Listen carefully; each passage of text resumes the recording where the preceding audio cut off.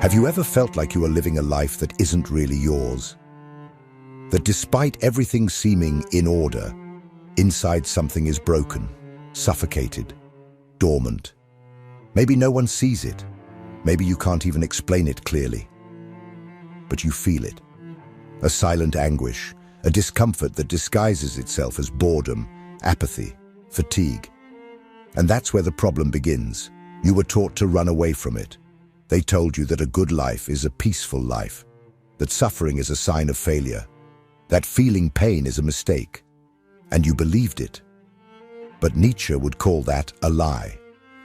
A comfortable, seductive lie, but one that keeps you weak. Because according to him, the true driving force of existence is not the desire for peace.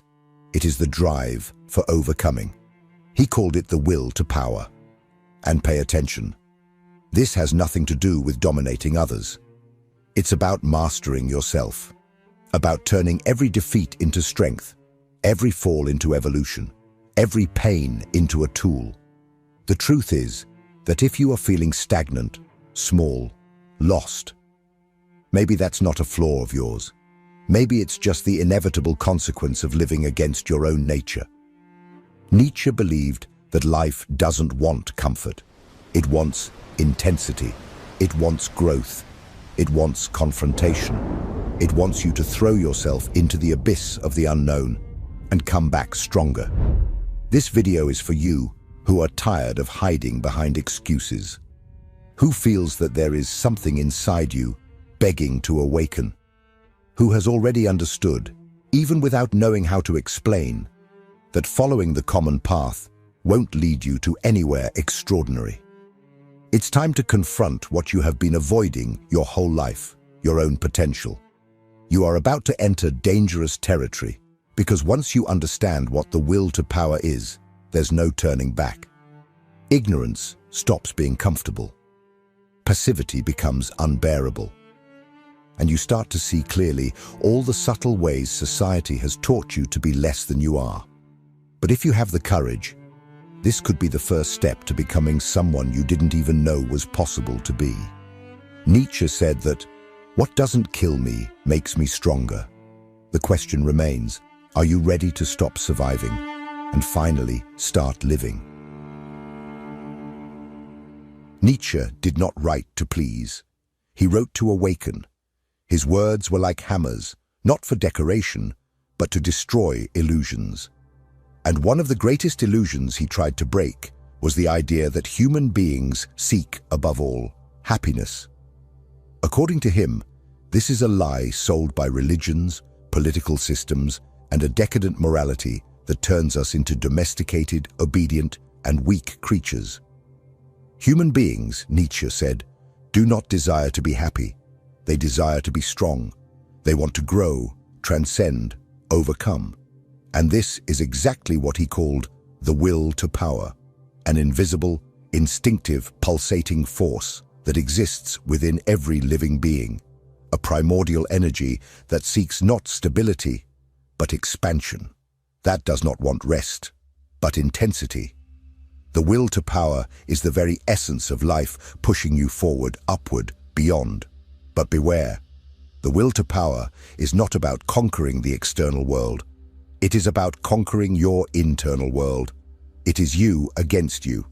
It is every decision that challenges your fear, every choice that demands courage, every time you look in the mirror and decide not to settle for what you see. It is when you stop asking for permission to exist and start asserting yourself as the creator of your own path. Nietzsche saw this will as the true foundation of existence, but it does not walk alone. It is accompanied by other concepts that form the backbone of his philosophy, and that together compose a true architecture of overcoming. The revaluation of values, for example, is the process of destroying inherited moral values, those that preach submission, humility, guilt, and creating new values based on strength, vitality, and affirmation of life. Nietzsche said, "God is dead." And what does that mean? That absolute truths, dogmas, the systems that dictated right and wrong have collapsed. And now, it is up to you to decide who you want to be in this world without crutches. Another pillar is eternal recurrence. The idea that you should live in such a way that you would accept repeating this same life, with all its mistakes and pains, for all eternity. A brutal test of authenticity. A silent question that demands an honest answer. If you had to live this life exactly as it is, infinitely, would you accept it, or would you despair? And finally, there is the overman, the Nietzschean ideal of one who breaks with mediocrity, with the herd mentality, and rises as the creator of oneself. He does not follow the world. He shapes the world. He does not ask for meaning in life. He gives meaning to life. All these concepts orbit around the will to power. They are born from it, feed on it, and return to it. Because deep down, everything in Nietzsche revolves around a single demand: become more than you are. And this is not a suggestion. It is an existential call. But what happens when someone tries to follow this path? What does life demand from those who truly decide to grow? This is where we enter the most difficult and transformative territory of all: suffering. Because there is no overcoming without pain. And Nietzsche knew this better than anyone. In the next part, we will talk about what pain really means, and why perhaps it is not an obstacle, but the fuel for your transformation. If this content is making sense to you, click the subscribe button and subscribe to the channel. Thank you for your support.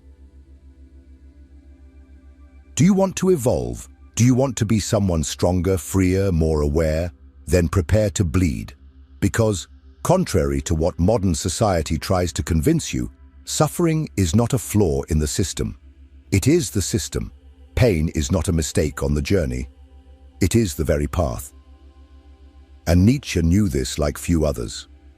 He lived pain in his flesh, chronic illnesses, social isolation, intellectual rejection. And yet, or precisely because of this, he wrote some of the most powerful ideas in Western philosophy. Because he understood what almost no one has the courage to accept: suffering is the price of transformation. We live in a world that idolizes pleasure and demonizes pain. Everything revolves around comfort, distraction, and anesthesia. We are constantly being taught to avoid discomfort. But Nietzsche saw pain as an alchemical process, something that, when faced with courage, does not destroy you. It refines you. He said, "You must have chaos within you to give birth to a dancing star." This phrase is not cheap poetry. It is a brutal sentence about the reality of the human soul. True strength is born from rupture. Legitimate courage is born from overcome fear. Real clarity comes after a collapse. Want examples? Think of when you finally set boundaries after being crushed by someone, when you rebuilt yourself after a loss that seemed unbearable, or when you decided you no longer wanted to be the same, even if it meant losing everything. You did not grow despite the pain. You grew because of it. Nietzsche saw suffering as the battlefield of the will to power. It is there that you discover who you really are. Because while everything is going well, anyone can seem strong. But when life tears at your flesh, when everything you know crumbles, when you are left alone with your own demons, that is when you have the chance to become something the world will never be able to control. And that is precisely why so many avoid this process. Because growing requires killing the weak version of yourself. And no one comes out unscathed from such a funeral. Many prefer to stay small, because it is easier to blame the world than to face their own reflection. Easier to hide behind distractions than to confront pain with open eyes. But here is the truth. All untransformed pain repeats itself. Ignored suffering recycles itself, and you keep returning to the same place, with the same wounds, complaining about the same things. Nietzsche invites us to do the opposite, to transform suffering into strength, like a warrior who does not flee from battle, but who smiles when he sees the enemy approaching, because he knows that is where he becomes most lethal. So, if pain is inevitable, the question you need to ask is not, how do I escape this, but rather, how do I use this to grow? This is the true Nietzschean philosophy, not an escape from pain, but a dance with it. And if you have understood this so far, you may have already noticed a pattern. Most live dodging what would make them stronger. The will to power exists within everyone, but few have the courage to embody it. Why? In the next part, we will confront this question head-on. Why are so many people trapped in weak versions of themselves? Be honest. How many times have you felt that you could be more than you are, but some invisible force pulled you back into the same routine, the same fears, the same habits that keep you small? How many times have you had an impulse for change, a flash of courage, a genuine desire to break free from everything, but in the end, you remained exactly where you were? The truth is brutal. You are stuck, and worse, you may not even know it.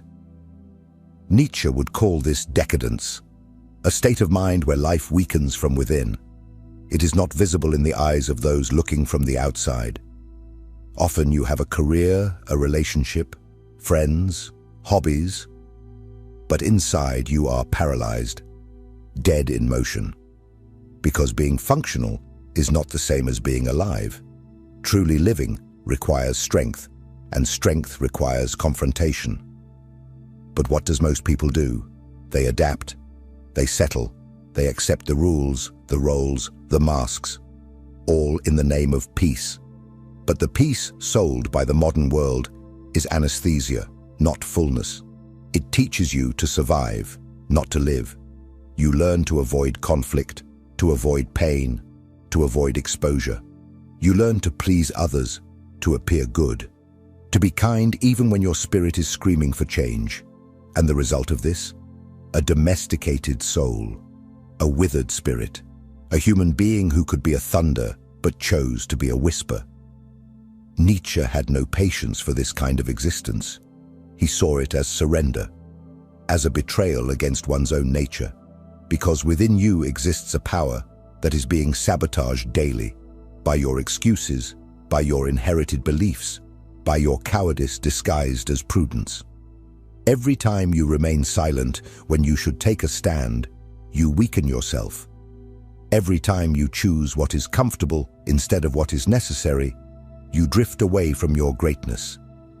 Every time you settle for less than you deserve, you are telling the universe, I accept being small. And here is the cruelest point. No one is coming to rescue you from this.